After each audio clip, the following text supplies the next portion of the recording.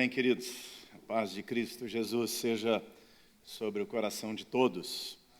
Uma alegria estar aqui com os irmãos, participar deste Conexão com Deus, aqui em Campo Limpo, sintonizados aí com Conexão lá na Penha também, acontecendo nesse instante. Conexão da Presbiteriana Unida, Conexão lá de Pinheiros, de onde nasceu tudo. E que bênção poder participar desta multiplicação, desse culto de louvor, oração, pregação, proclamação da palavra do Senhor Jesus.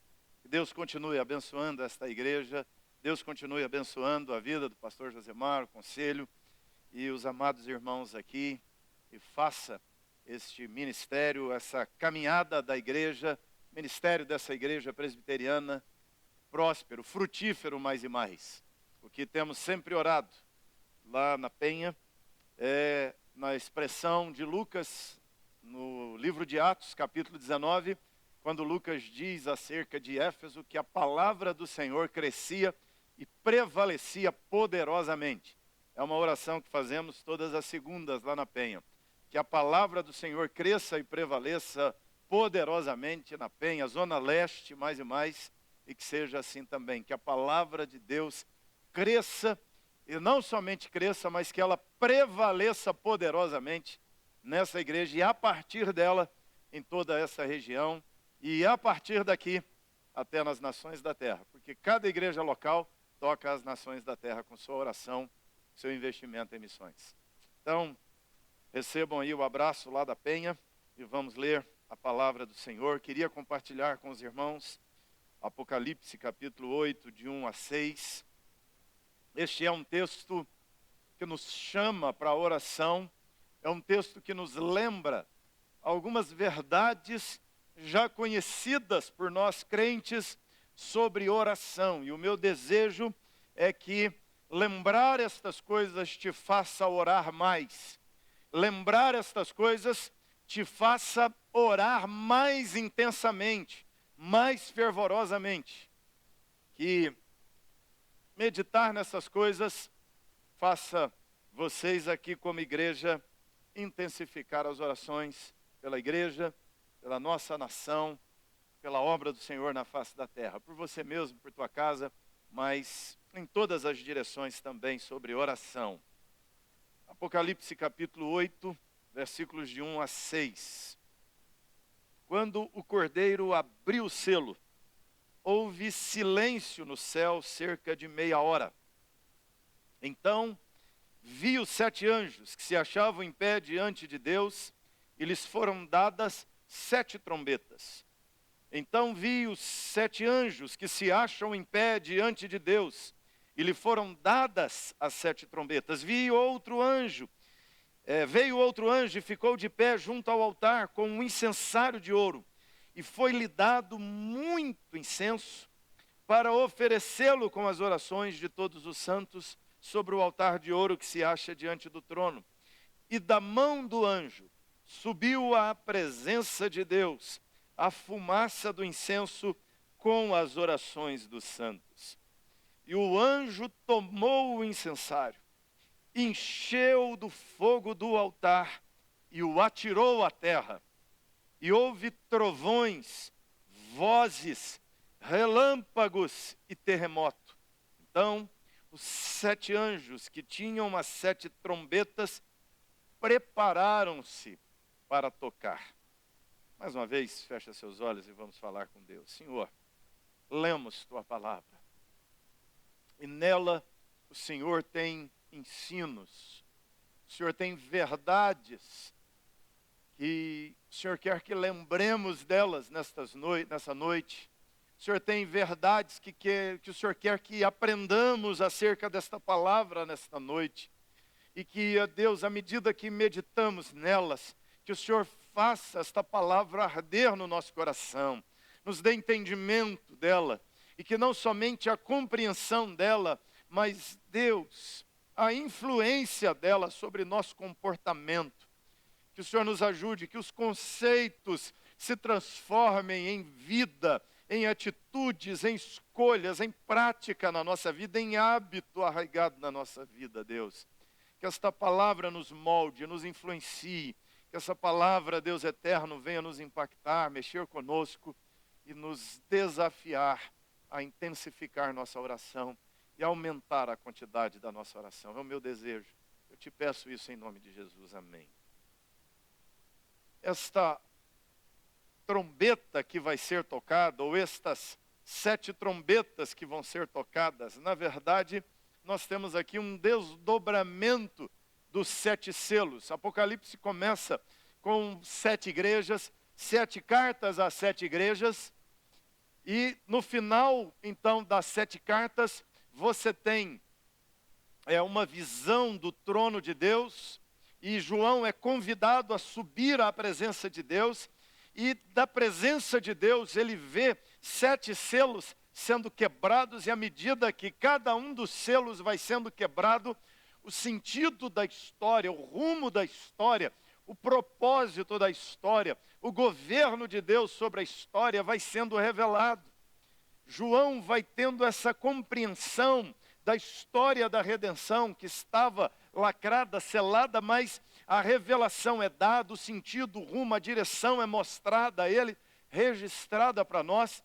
E quando chega no último selo, então, o 7º selo, que se abre, este 7º selo se desdobra e vira 7 trombetas que vão ser tocadas. Se cada selo, que é um lacre do livro da revelação, é quebrado e o sentido da revelação é revelado, então nesta última revelação, nós temos 7 trombetas que serão tocadas. E nós podemos dizer que cada trombeta é um sinal da volta de Cristo Jesus. Os selos vão sendo quebrados e ele vai mostrando que a história caminha para o juízo final. E aqui então ele vai dar 7 sinais deste final, desse juízo de Deus, dessa volta de Cristo Jesus. A trombeta aponta para 3 realidades na Escritura. Trombeta era tocada quando o rei estava chegando numa cidade. Alguém tocava a trombeta do alto da torre, uma atalaia, e anunciava que o rei estava vindo visitar a cidade. Então, diante daquele toque, eles abriam os portões, enfileiravam as pessoas, a mulherada mandava lá, dava aquele banho na meninada, endireitava os meninos, enfeitava, preparava todo mundo bonitinho, perfumado, cheiroso, bem vestido para receber o rei. Os soldados no alto da muralha, saudando o rei. Uma comitiva saía e ia recepcionar o rei e chegava junto com ele na cidade. Era o costume na cidade. Dependendo do toque, era uma convocação para um ajuntamento, uma assembleia no centro da cidade. Ou dependendo do toque, era um ataque do inimigo. Então fechava-se os portões, armavam-se no alto das muralhas, escondiam as mulheres e crianças, se preparavam para defender a cidade.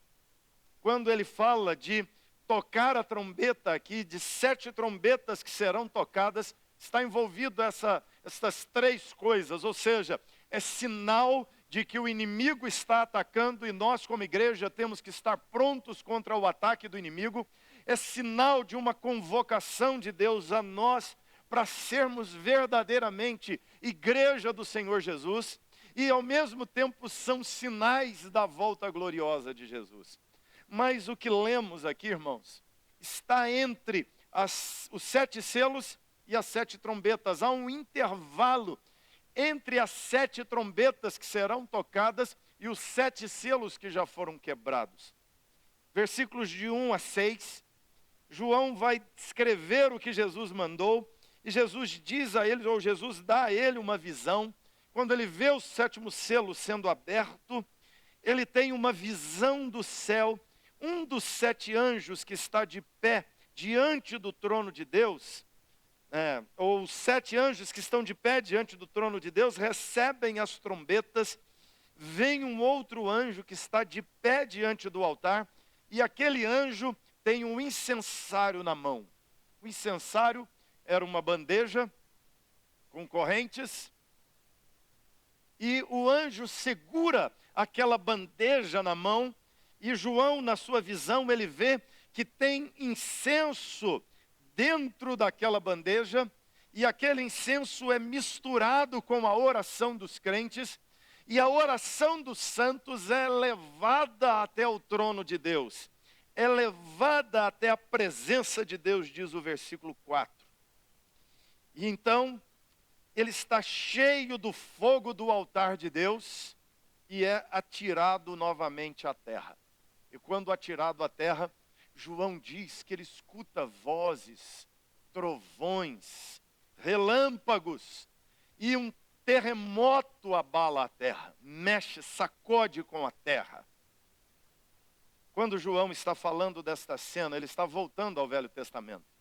Nesse intervalo aqui, entre os 7 selos e as 7 trombetas, então, a partir daqui as 7 trombetas serão tocadas. Depois desta cena da oração, ele está aqui se reportando ao Velho Testamento, ao sacerdote, que fazia isto diante do Santo dos Santos, que pegava o incensário e colocava fogo e queimava aquela resina inflamável que era posta dentro do incensário. Ele queimava e aquele cheiro, aquele odor do incenso invadia o templo e chegava a cheirar fora do templo, e todo o povo sentia o cheiro daquele incenso sendo queimado, e a Bíblia diz que Deus inalava o odor daquele incenso, e aquilo era agradável a Deus, era um incenso aromático agradável a Deus.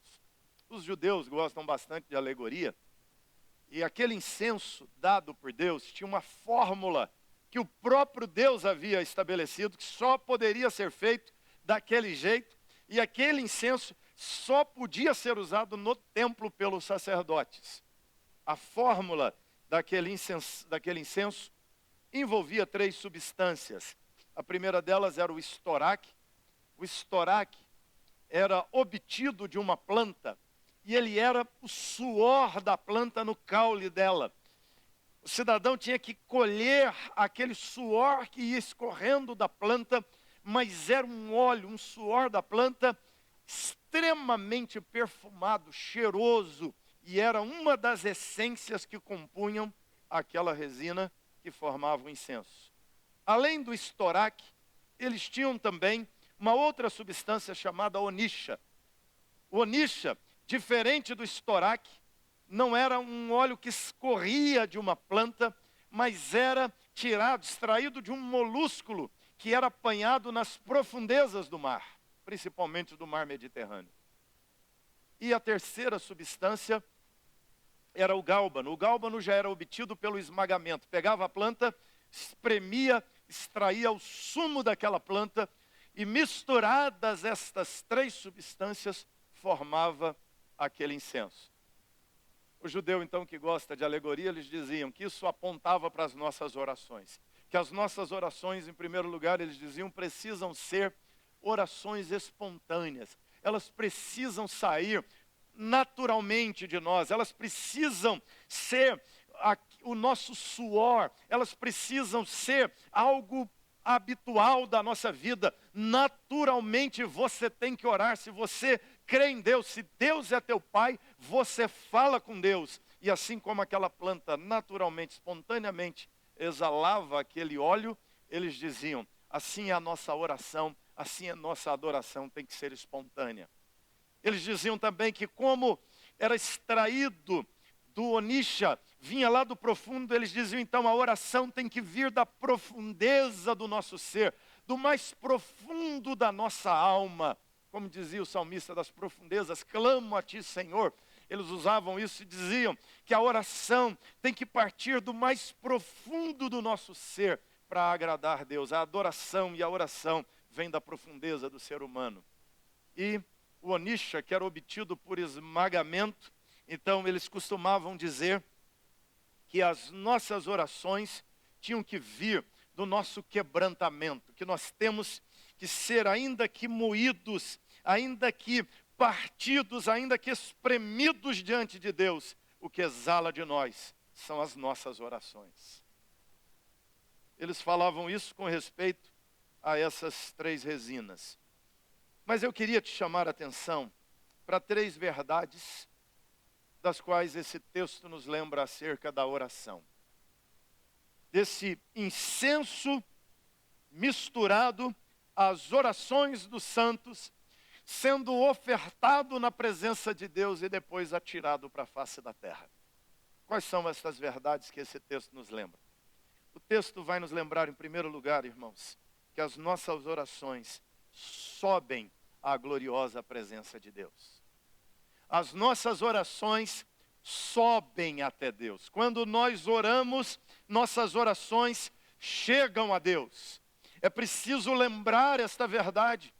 Você, como crente, não pode esquecer que a tua oração acessa o trono do Rei Celestial, que a tua oração chega diante do trono do Rei do Universo. Isso é algo que estimula a oração. Quando temos consciência, quando temos ciência de que o que falamos aqui na terra chega diante de Deus, isso nos motiva, nos incentiva a orar, não é verdade? O que João está fazendo, ou o que Jesus está fazendo, mostrando a João e João a nós, Jesus está nos elevando do primeiro andar quando oramos aqui no templo, quando oramos no quarto em casa, quando oramos reunidos na casa de um irmão. O que João aqui está fazendo, o que a visão que João tem está nos levando a ver, é o que acontece no andar de cima diante de Deus, enquanto nós oramos aqui na face da terra. Enquanto nós oramos aqui, nossas orações são levantadas, são elevadas à presença de Deus. O texto diz, versículo 4, subiu à presença de Deus. A fumaça do incenso com as orações. Subiu até Deus. Irmãos, nós precisamos entender claramente isso. Há poucos instantes, quando você se colocou de joelhos diante de Deus, quando nós nos colocamos de joelhos diante de Deus aqui, não é a mera repetição de um ato litúrgico. Nós fizemos a coisa mais nobre que podemos fazer como cristãos. Nós falamos e as nossas palavras subiram diante do trono daquele que rege o universo. Isso é algo precioso para nós. Nossas orações acessam o trono de Deus. Às vezes as pessoas oram e falam, eu já ouvi isso bastante, pastor, eu orei, mas senti que a minha oração não passou do teto. A pergunta é, quem disse que Deus está para cima do teto?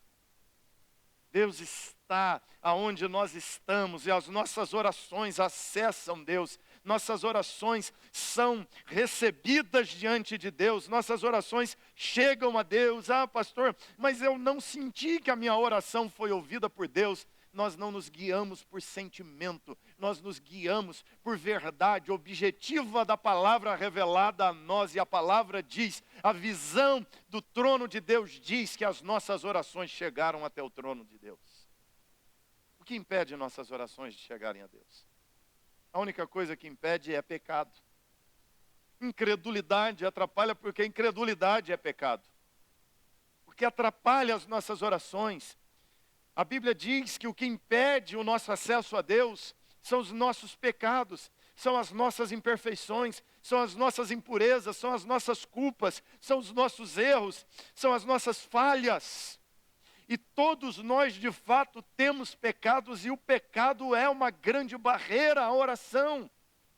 Mas nós precisamos entender o que a Bíblia está nos dizendo que foi feito com os nossos pecados. Vamos fazer um pouquinho de matemática aqui agora. Vamos ver se você pode ou não ser ouvido por Deus mediante essa realidade que pecado atrapalha a oração. Você peca, não peca? Vamos fazer uma conta. Se você pecasse 3 vezes por dia, você acha que peca 3 vezes por dia? Considerando que nós pecamos fazendo a coisa errada. Quando você faz algo errado, você peca, não é verdade? Pecado, nós dizemos, é a transgressão da lei de Deus. Quando você faz algo que a lei de Deus diz que você não deve fazer, você peca. Nós pecamos não fazendo o que Deus mandou fazer. Deus mandou orar, Deus mandou evangelizar, Deus mandou ser fiel, Deus mandou uma série de coisas que Deus mandou. Quando você não faz, você peca.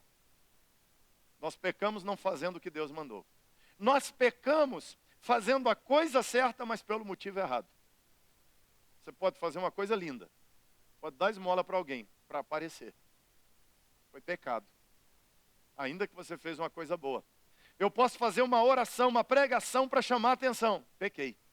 Fiz a coisa certa, não fiz? Mas pelo motivo errado. É pecado.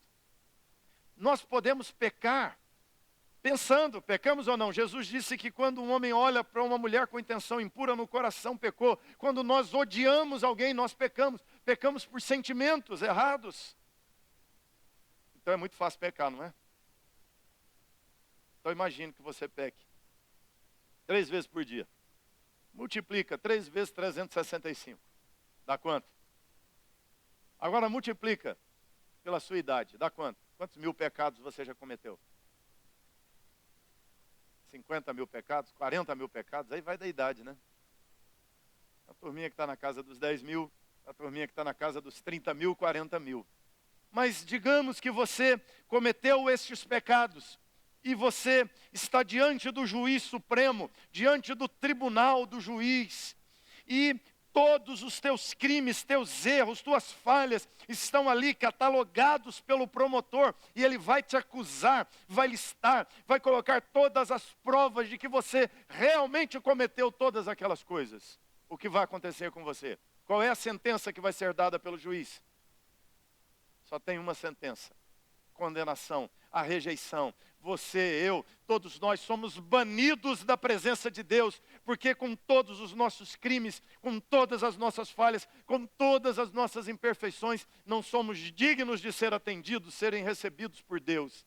Mas, quando o acusador apresentou todos aqueles pecados, nós não temos apenas um acusador diante de Deus, nós temos um advogado, um defensor diante de Deus. O nosso defensor levantou-se diante do trono de Deus e disse: eu paguei por todos os pecados deles, nenhum pecado mais está sobre ela, sobre ele, está tudo sobre mim naquela cruz. Eu paguei e eu tomei sobre mim toda a culpa dessas pessoas. O Senhor pode recebê-los.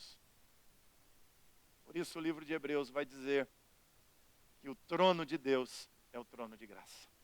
Ele vai nos convidar a cheguemos ao trono de graça. Gente, o trono do Rei do Universo é um trono de graça. Se fosse um trono de poder somente, se fosse um trono de glória somente, não tinha lugar para mim e para você. Mas não é só um trono de glória, não é só um trono de poder, é também um trono de graça. E se é um trono de graça, tem lugar para mim e para você. E as nossas orações sobem diante do trono de Deus. São recebidas no trono do Rei do Universo. Você ora e as suas orações chegam a Deus. Você ora e todas as barreiras foram removidas. E hoje a eficácia da oração dos justos não está nos justos. A eficácia da oração dos justos está no justo. Por isso Tiago disse: muito pode por sua eficácia. Lembra do texto? O que que diz lá?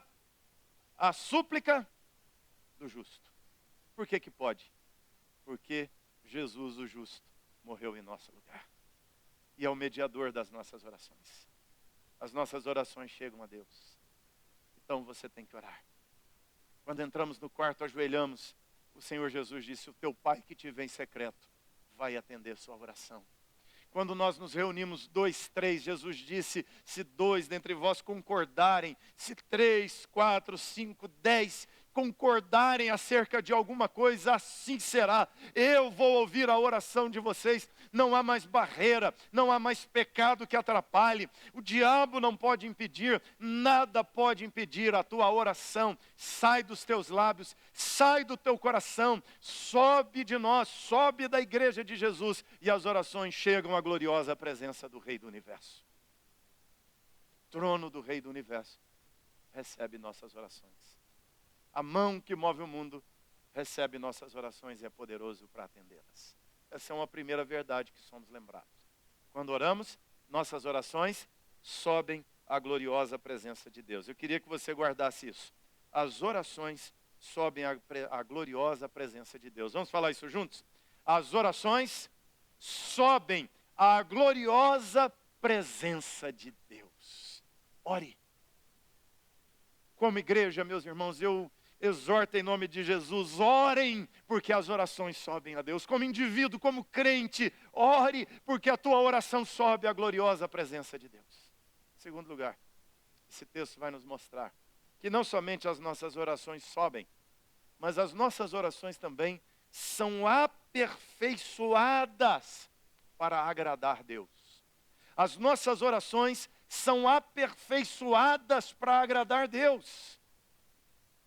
Elas não só sobem, mas elas chegam diante de Deus aperfeiçoadas para agradá-lo. E é por isso que na visão que Jesus dá a João, o texto diz: veio o anjo, ficou de pé junto ao altar, com o incensário de ouro, foi dado muito incenso para oferecê-lo com as orações dos santos sobre o altar de ouro que está diante do trono. Tem um altar diante do trono. E por causa do altar, nossas orações são aperfeiçoadas. Nossas orações são oferecidas no altar, e pelo altar, aonde Cristo foi oferecido por nós, nossas orações chegam agradáveis a Deus. Por isso, o texto diz que a oração é misturada com o incenso. A oração misturada com o incenso é sinônimo do aperfeiçoamento das nossas orações. Nossa oração por si só não vai chegar perfeita diante de Deus. Mas aqui o texto diz que foi dado ao anjo muito incenso. A pergunta: quem deu o incenso? O próprio Deus. O incenso é a provisão de Deus. O incenso é Jesus. O incenso é o Espírito Santo que nos ajuda nas orações. A verdade, irmãos, é que você não sabe orar. Você já viu? Às vezes a gente pede um irmão para orar, ele fica trêmulo. Ele balança todo, ele treme. Fala: pastor, eu não sei orar. E é verdade, não sabe mesmo. Você não sabe orar, eu não sei orar. Pelo menos não como convém. E o próprio apóstolo Paulo, em Romanos 8, disse: não sabemos orar como convém. E se Paulo, que é Paulo, não sabia orar como convém, eu é que vou saber? Paulo, o apóstolo que subiu ao terceiro céu, que teve revelações que nem contou, nem escreveu, ele diz que nem é lícito contar aos homens, eu e você vamos saber orar como convém. Mas a boa notícia, irmãos, é que nós não precisamos saber orar com exatidão. Não saberemos nunca. Mas a oração que sai perfeita dos nossos lábios, chega perfeita diante de Deus, porque o próprio apóstolo Paulo disse: não sabemos orar como convém, mas o Espírito Santo nos assiste nas nossas fraquezas e intercede por nós com gemidos inexprimíveis. Ele conhece a mente de Deus, sonda nossos corações, e o Espírito Santo ajunta a nossa oração imperfeita com o coração, a mente perfeita de Deus. E a nossa oração, que sai imperfeita dos nossos lábios, chega perfeita diante de Deus. Dá para ilustrar isso com algumas coisas corriqueiras da vida. Nós temos lá, eu e minha esposa Márcia, nós temos 3 filhos.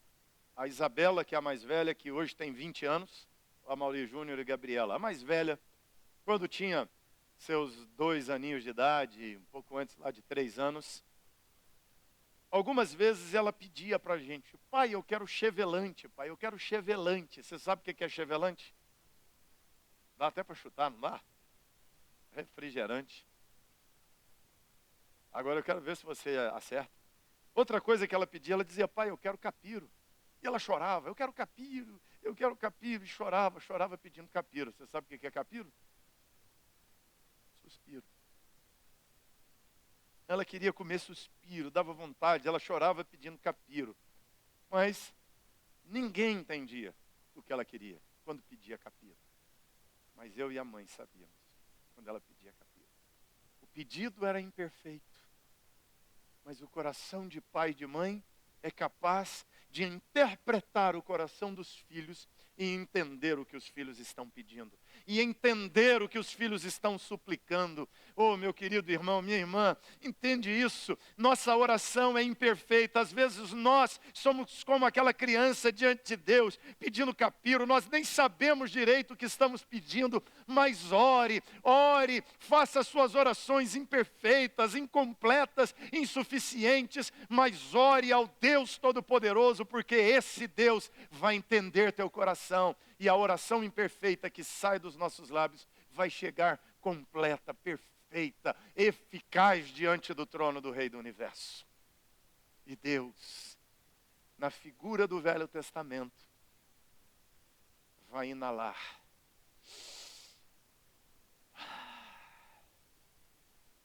e vai se agradar das nossas orações.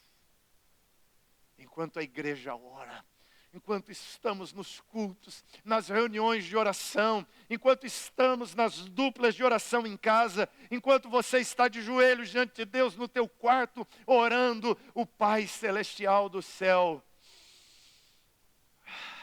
e se agrada do cheiro gostoso, do aroma gostoso do incenso que sobe à presença dEle. E Ele aceita essas orações. Alguém já disse com muita sabedoria uma vez: quando não der para orar, ou quando você não consegue orar como deve, ore como pode. Quando você não consegue orar como deve, faz o quê? Ore como pode. Caia de joelhos diante de Deus. E por vezes, irmãos, eu me ajoelhei diante de Deus sem palavras, e estava ali diante de Deus, não sabia o que pedir, não sabia como orar, não sabia em que direção orar, não sabendo o que pedir, o que falar com Deus, mudo, e por vezes me ajoelhei diante de Deus, e sem que nenhuma palavra viesse, a alma encheu de paz, a alma encheu de segurança, porque Deus recebeu aquele gemido como uma oração, porque diante de Deus, mais vale um coração sem palavras do que palavras sem coração. É muito mais precioso diante de Deus um coração sem palavras. Você não sabe o que dizer, só lágrimas, só o gemido da alma, só o silêncio. Mas Deus vê teu coração. O Pai Celeste vê o filhinho que nem sabe o que pedir, nem sabe como pedir, mas Ele transforma numa oração, e a oração sobe aperfeiçoada diante de Deus. O livro de Salmos é um livro de oração. E tem umas orações estranhas no livro de Salmos, que não são orações das mais perfeitas. Por exemplo, Salmo 137 tem uma oração estranha. Ele vai orar no Salmo 137, ele vai dizer: às margens dos rios de Babilônia, nos assentávamos e chorávamos, nos lembrando de Sião. E ele vai dizer: aqueles que nos levaram cativos nos pediam canções e que fôssemos alegres, e diziam: entoa-nos os cânticos de Sião. Aí ele pergunta: como poderemos cantar os cânticos de Sião em terra estranha? E olha que oração esquisita que ele faz, né? Ele fala: filha de Babilônia, feliz aquele que te der o pago do mal que nos fizeste, feliz aquele que pegar os teus filhos e esmagá-los contra a pedra. Não é uma oração estranha? O sujeito está orando e desejando que pegasse os filhos dos babilônicos e esmagasse na pedra. É uma oração imperfeita, que está lá no Salmo, para ensinar para mim e para você, que a nossa oração é aperfeiçoada, e Deus sabe o que a nossa alma que geme está pedindo. Que às vezes até um pedido desfigurado, Deus vai interpretá-lo. Quanto melhor, quanto mais corretamente pudermos orar, melhor. Mas não espere para fazer a oração perfeita, porque Deus não vai se impressionar com o arranjo das frases, com a palavra bonita que falamos, com o tom da voz, com o volume da voz. Deus vai se agradar da sinceridade do coração. E essa oração vai ser aperfeiçoada como um aroma suave diante de Deus. Então, a segunda verdade que esse texto nos lembra é: as nossas orações são aperfeiçoadas para agradar a Deus. Vamos falar isso também? As nossas orações são aperfeiçoadas para agradar a Deus. Terceiro lugar, esse texto vai nos mostrar que as nossas orações são precursoras das intervenções divinas. As nossas orações são precursoras das intervenções divinas. O texto diz: a oração foi levada para a presença de Deus, misturada com o incenso dado ao anjo, colocado no incensário. Mas olha que coisa estranha. O texto diz que o anjo tomou, encheu do fogo do altar, pegou aquele incensário cheio de fogo do altar, o incenso incendiado, misturado com oração, e atirou na terra. E o incensário cai na terra, espalha incenso, espalha orações por todos os lados, e vem um terremoto, vozes, trovões, relâmpagos. Aqui ele se reporta ao Sinai, que enquanto Deus manifestava a sua glória, enquanto Deus agia, enquanto havia uma intervenção de Deus no Sinai, o monte fumegava, havia um clangor de trombeta, haviam vozes, e o monte estremecia e a terra balançava, e o povo judeu estremece diante da presença de Deus no Sinai. Deus está se mostrando, Deus está agindo, salvando seu povo. A intervenção de Deus acontece, irmãos. As orações são elevadas e depois são atiradas à terra. A oração que sobe, ela desce em forma de respostas de Deus, em formas de intervenções de Deus. Quando a igreja vai orando, orando, as orações diante de Deus são atiradas de volta à terra, e os milagres de Deus vêm, e as manifestações gloriosas de Deus acontecem, e as ações de Deus se manifestam. Porque Deus decretou na sua eternidade, sabedoria e soberania, agir por meio das nossas orações. Então nós precisamos entender uma verdade aqui. Na oração, nós não somos meros pedintes. Você não é um miserável com a mãozona estendida pedindo a Deus. Você não é mero pedinte diante de Deus. Nós pedimos o pão de cada dia, as coisas que precisamos. Mas Jesus também ensinou a orar dizendo: venha o teu reino. Ou seja, na oração nós não somos meros pedintes, nós somos agentes de realização da vontade de Deus na terra. Guardou isso? Eu quero que você guarde isso. Na oração nós somos agentes de realização da vontade de Deus na terra. Vamos falar forte? Na oração nós somos agentes de realização da vontade de Deus na terra. Deus vai agir através de nossas orações. Quando Deus quer fazer algo, Ele levanta seu povo para orar. Ele levanta os intercessores. Ele move o seu povo. Ele age pela nossa súplica, pela nossa petição. Ele nos faz orar e as orações vão à presença dEle. E Ele nos dá a honra, Ele nos dá o privilégio de ser cooperadores com Ele. E Ele age através de nós por nossas orações. Deixa eu ilustrar isso com um contexto bíblico aqui. Você lembra de Ana? Todo mundo lembra aqui de Ana? Não a mãe de Samuel, a Ana do templo, que ficava no templo nos dias de Jesus. Simeão, lembra de Simeão e Ana? A Bíblia nos fala desses dois anciãos, que pertenciam a um grupo de pessoas que se reuniam no templo de Jerusalém orando. A Bíblia diz que Ana ficou viúva, tinha 84 anos, e desde que ficou viúva, ficou pouco tempo casada, ela não deixava o templo ir, orava de dia e de noite. Ana se colocava diante de Deus dia e noite, e orava, suplicando a Deus a redenção de Israel. Ela orava a Deus. O que era a redenção de Israel? A redenção de Israel é a vinda do Messias. Ana orava continuamente pedindo que o Messias viesse. Deus manda o Messias, Deus liberta Israel, Deus manda a salvação. Estamos perdidos, dominados por Roma. O povo está na formalidade da lei, o povo está cego, perdido, a religiosidade é falha, o império romano domina, a idolatria predomina no mundo. Senhor, é violência, é injustiça, é corrupção, é promiscuidade em toda parte. Senhor, manda o Messias, Senhor, manda o Salvador. Era a oração que Ana fazia continuamente. Era a oração que Simeão fazia continuamente diante do Senhor. É a oração que um grupo de pessoas fiéis fazia no templo todos os dias. Havia oração incessante para a vinda do Messias. Um dia, Ana está ali orando.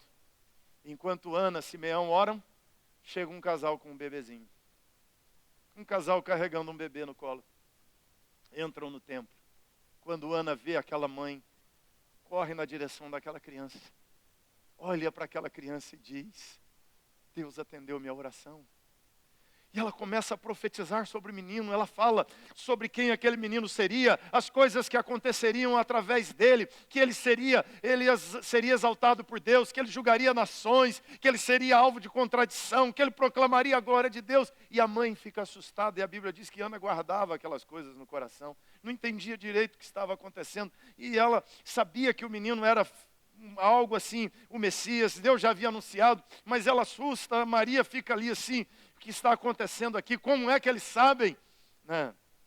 O Simeão pega o menino, levanta para o céu e diz: Senhor, pode despedir o teu servo em paz, porque os meus olhos já viram a redenção de Israel. Aliás, o texto nem diz que Simeão era ancião, mas nós deduzimos por causa desta oração, não é? Porque só um ancião faz uma oração dessa.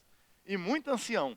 Lá na igreja tinha uma senhora, estava com 98, 97 anos de idade, e sempre que nós a visitávamos, ela morreu ano passado, sempre que nós a visitávamos, ela pedia: pastor, ora por mim, para Deus me levar, porque eu já não tenho mais nada para fazer aqui, tinha tido uma perna amputada. Ela dizia: pastor, ora por mim lá, nas suas orações, lembra de mim, pede para Deus me levar. E eu tinha um pastor, um dos pastores lá da igreja, bem novo, recém-formado no seminário, foi fazer a visita para a irmã e levar a ceia. E aí a irmã falou com ele: pastor, ora por mim, para Deus me levar. O pastor serviu a ceia para a irmã, colocou a mão na cabeça dela e começou a orar: Senhor, a tua serva está te pedindo, Senhor, leva a irmã, ela quer morrer, Senhor. Traz a morte para ela. E a irmã, no meio da oração, falou: pastor, mas também não é assim não, né? Peraí, calma. Não precisa ser hoje, né? Ora para morrer. Ele começou a orar como se Deus fosse descer ali e matar a irmã na hora. Ela assustou. Mas essa oração do Simeão é a oração de um ancião, não é? Senhor, despede o teu servo em paz. Os meus olhos já viram a redenção de Israel. Simeão e Ana, gente, oravam pela manifestação do Messias. Quando o Messias se manifestou, eles reconheceram o Messias. Não viram um milagre, não ouviram um sermão de Jesus, não viram nada, viram um bebê, viram uma criança no colo do Pai e tiveram discernimento. É a resposta das nossas orações. Então, por que o Messias veio? Por que o Messias veio naqueles dias? Por duas razões que se harmonizam perfeitamente na nossa teologia. Primeiro, porque Deus decretou na eternidade que era daquele jeito, que era naqueles dias e que o Messias viesse. Segundo, porque Ana e Simeão oraram. Pelas duas razões. Porque nossas orações funcionam em harmonia com o que Deus decreta, ou seja, com a vontade de Deus. Então, quando Jesus vem em resposta à oração de Ana e Simeão e dos outros mais que não conhecemos que oraram. Outro que orava era Zacarias. Um grupo de pessoas que oravam. Então entenda, quando nós oramos, Deus nos usa para fazer a vontade dele acontecer na face da terra. É por nós, é através de nós, é através de nossas orações que Deus faz as coisas acontecerem, irmãos. É por nossas orações que Deus manifesta a salvação, que Deus manifesta o poder. É através de nossas orações que Deus faz a obra crescer, que Deus aviva a obra, que Deus converte pessoas. Por nossas orações Deus cura pessoas, transforma realidades. É por nossas orações que Deus melhora a nossa sociedade. Nossas orações são ferramentas que Deus usa. Nós precisamos entender isso. Vou ilustrar também com dois casos aqui para vocês. Um deles, um país que eu acompanho já tem 6 anos, aliás, 7 anos praticamente. Há alguns anos eu tenho acompanhado, tenho viajado ao Egito todos os anos e acompanhado o que Deus tem feito na igreja no Cairo. Tem uma igreja presbiteriana no Cairo, no centro do Cairo. Já ouviu falar da Praça Tahrir? Aquela praça que tinha... Quando o Mubarak foi derrubado do poder, os protestos eram na Praça Tahrir. A igreja está bem na Praça Tahrir. É uma igreja presbiteriana e ela tem hoje cerca de 12 mil membros. Que eles sabem, porque tem milhares de outros membros que eles ainda não conhecem. Eles nem sabem que converteram, porque só acompanham os cultos online. não podem ir à igreja por causa do Islã. Mas, há alguns anos atrás, 2012, ou 2011 para 2012, 2011, a igreja do Egito é despertada para a oração. Eles começam a orar a Deus, porque havia anos que no Egito não se tinha notícia de conversões. Eram raríssimas as conversões. Muito difícil alguém converter do Islã ao cristianismo, até porque no Egito é proibido converter do Islã ao cristianismo. Se você é cristão e converter ao islamismo, você ganha um prêmio de $5.000. Mas se você é muçulmano e converte ao cristianismo, sua família vai te matar. Essa é a realidade lá. E eles não conseguiam evangelizar, muita hostilidade. E eles começaram a orar. Os irmãos presbiterianos se juntaram com os cóptas, com alguns poucos batistas e alguns outros assembleanos e algumas outras denominações independentes. E eles começaram a orar, reuniam-se todas as quintas-feiras para oração, numa igreja chamada Igreja da Caverna. Lá cabem 10.000 pessoas, mais um outro auditório com 2.000 lugares. É uma igreja no meio do lixão do Cairo, do lado de fora da cidade, no meio do lixão. E uma igreja literalmente numa caverna. E eles oraram. De 2011 para 2012, eles resolveram fazer uma vigília de oração na Praça Tahrir. E eles começaram a orar, se reuniram para orar. Por volta de 6 da tarde, oraram até 6 horas da manhã. Foram 12 horas de oração na passagem de ano. Num dos momentos marcantes naquela reunião de oração, o povo ficou ali mais de meia hora gritando, Jesus, Jesus, Jesus. Eu tenho o vídeo. E no meio daquela oração, no meio da reunião de oração, é interessante, chega um imã, um líder muçulmano, chega e entra para participar das orações, com vários outros muçulmanos, e até os muçulmanos naquela hora de oração estão no meio dos cristãos gritando Jesus. Eu não sei se eles sabiam o que estavam gritando, mas estavam lá gritando Jesus. E clamaram. Você vai ver que em 2012 o Mubarak caiu do poder. O Mubarak foi derrubado. A partir dali startou uma revolução no Egito. O Mubarak caiu e começou um processo de conversões. Pessoas começaram a chegar à igreja dizendo que tinham tido um sonho com Jesus, uma visão de Jesus, e que não podiam mais ser muçulmanas e que tinham que se tornar cristãs.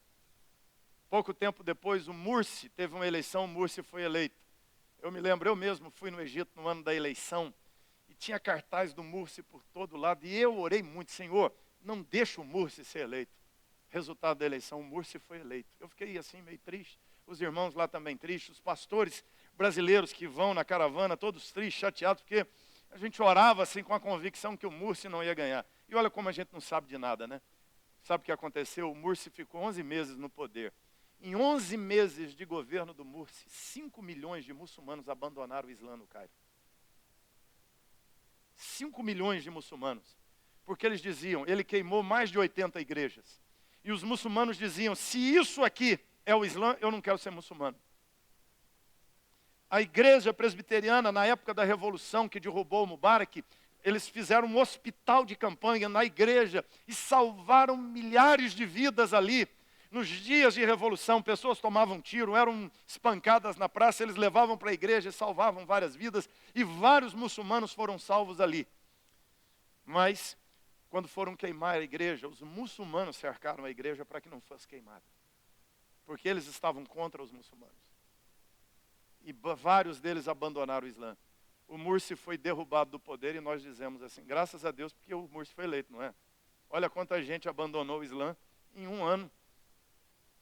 Hoje, quando você vai ao Egito, irmãos, o que você vê lá é um avivamento acontecendo na igreja egípcia. Hoje, no Egito, há mais de 15 milhões de pessoas que acompanham online os cursos chamados Escola de Cristo da Igreja Presbiteriana do Cairo.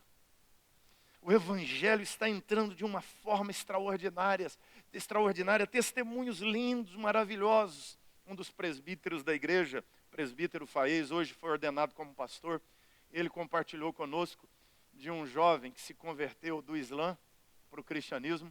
E lá, quando alguém converte, eles perguntam antes de batizar, você está disposto a morrer por Cristo?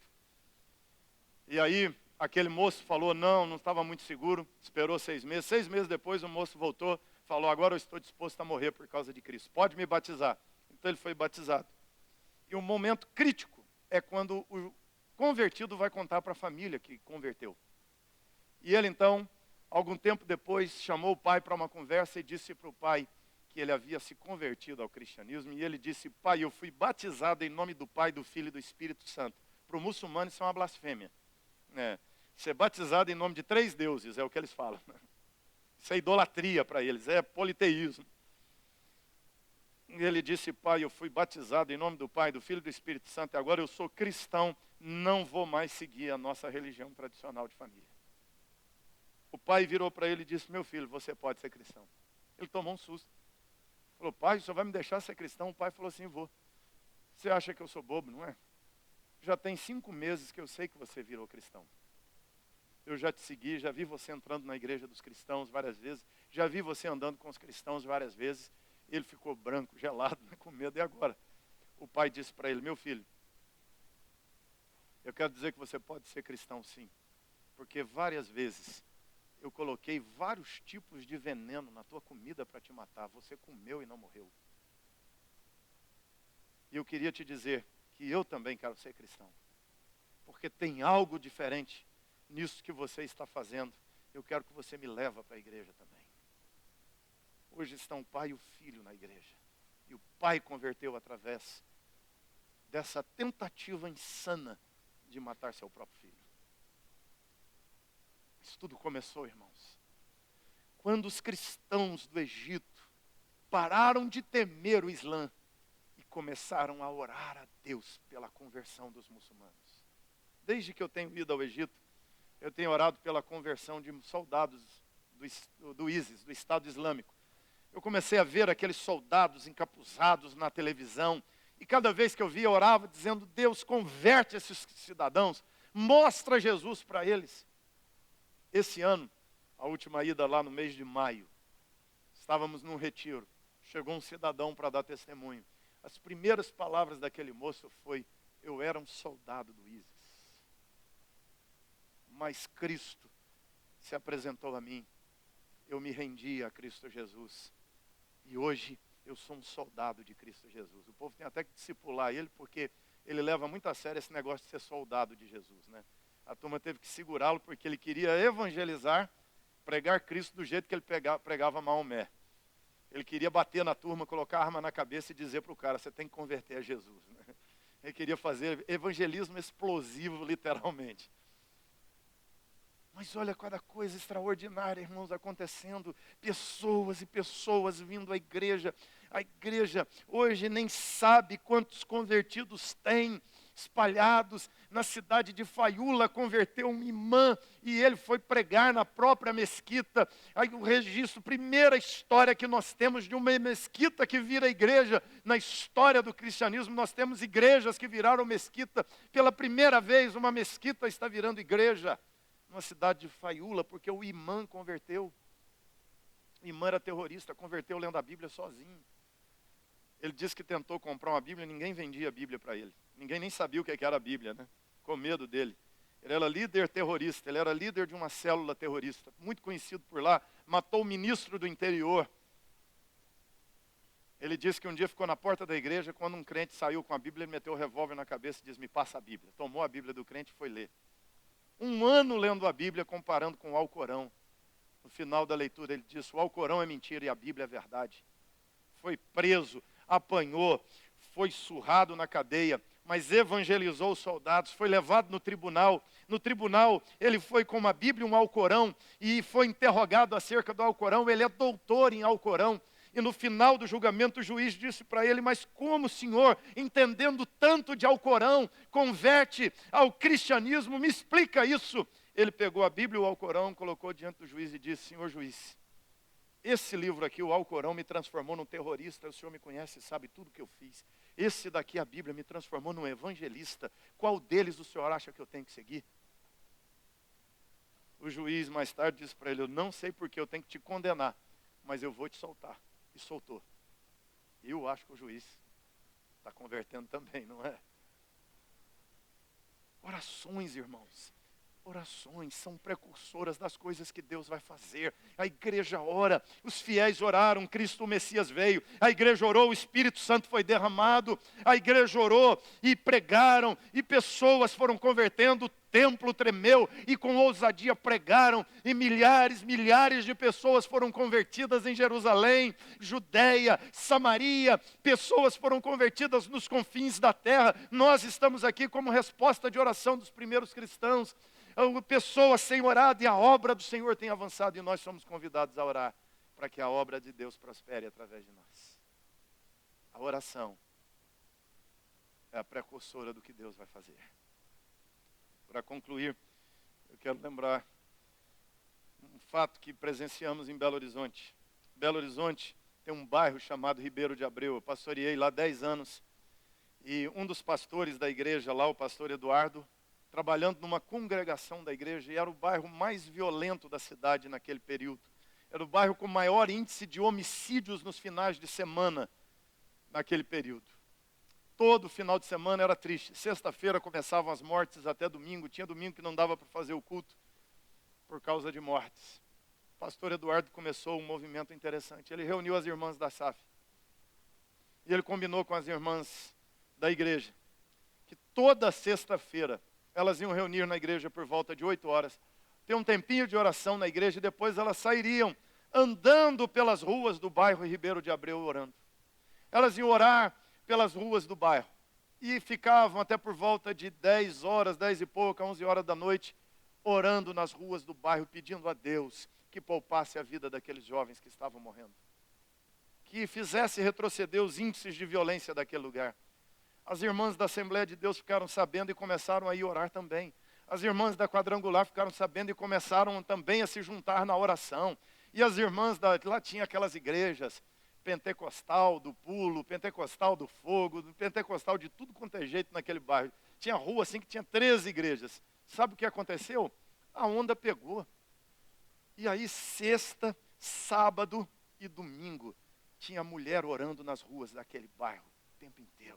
Mulheres orando, tinha as irmãs da Presbiteriana, da Batista, da Assembleia, cada hora tinha um grupo. E dias depois, o pastor Eduardo foi chamado na Câmara dos Vereadores, ganhou uma medalha e um diploma da Polícia Militar, porque pela primeira vez na história daquele bairro, naquele período, teve um final de semana com 0 homicídio no bairro.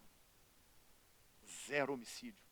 E a polícia, eu ouvi isso do comandante da polícia, ele dizendo, não foi a polícia, foi a igreja, foi a oração dos crentes, que zerou os homicídios no bairro.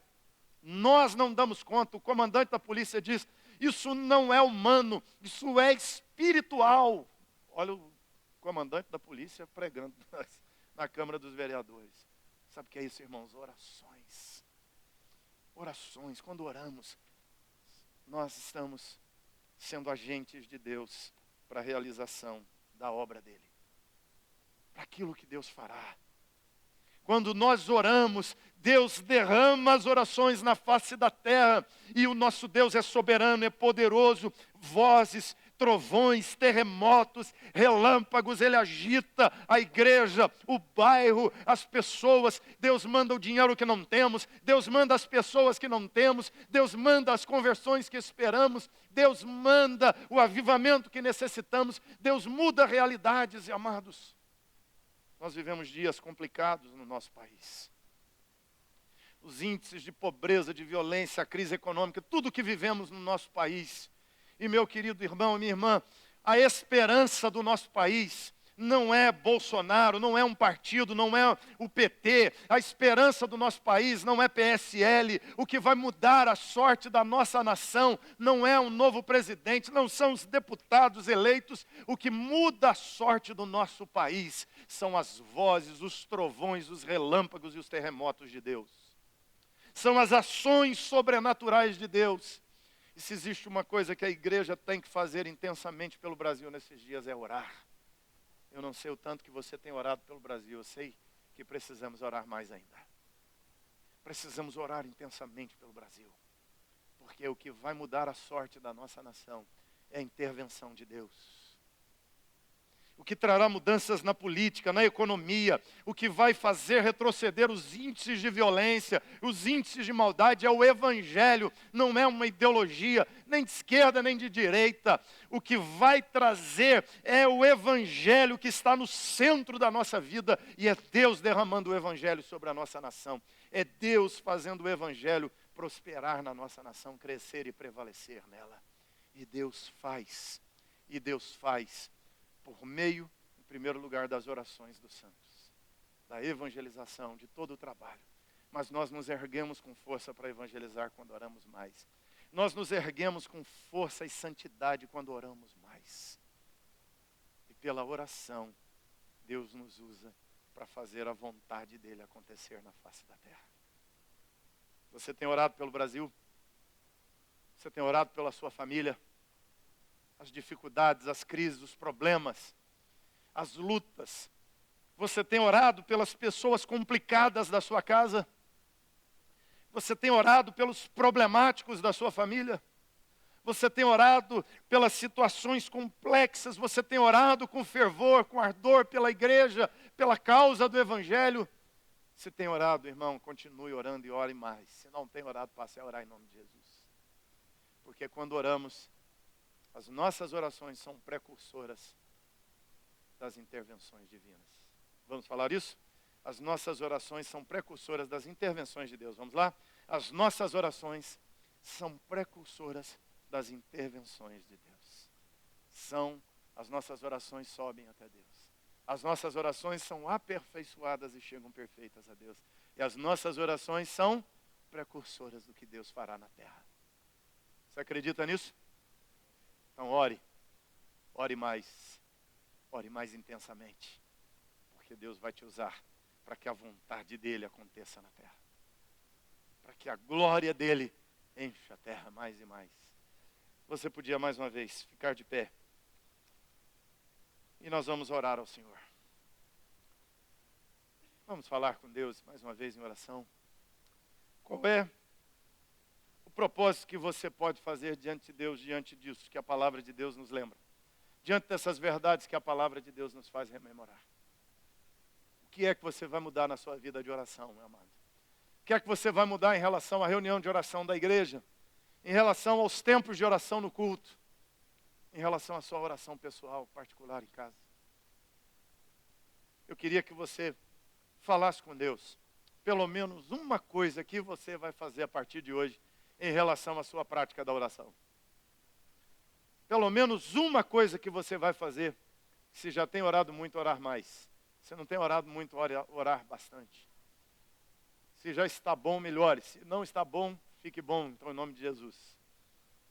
O que você vai fazer aí na sua vida de oração? O que você tem diante de Deus? Qual é a realidade que você tem diante de Deus que precisa de uma intervenção de Deus? E você pode pedir agora, em oração, para que Deus interfira nessas coisas e mude lá na tua casa, lá na tua vida. Ele é poderoso para fazer isso. Então vamos falar com Deus. Vamos pedir isso a Ele. Você tem uma realidade que você gostaria que uma intervenção de Deus mexesse nela, lá na tua casa, na tua vida pessoal? Se você tem, eu queria que você levantasse assim uma de suas mãos para os céus e falasse com Deus: Senhor, tem lá na minha vida, lá na minha família, lá na minha casa, tem uma situação, eu quero que o Senhor interfira lá. Nós estamos aqui como igreja reunidos. E você vai orar agora, falando: Senhor, eu e meus irmãos aqui levantamos a voz, levantamos a mão e tem uma necessidade. Eu te peço em nome de Jesus, intervém ali, interfira ali, Senhor. Manifesta teu poder ali, manda tua gloriosa manifestação, que as orações que sobem ao Senhor aqui sejam lançadas lá na minha casa, sejam lançadas na minha família, sejam lançadas sobre a minha vida, na igreja, em nome de Jesus. Senhor, desse templo, desse lugar, desse culto, sobem orações a Ti.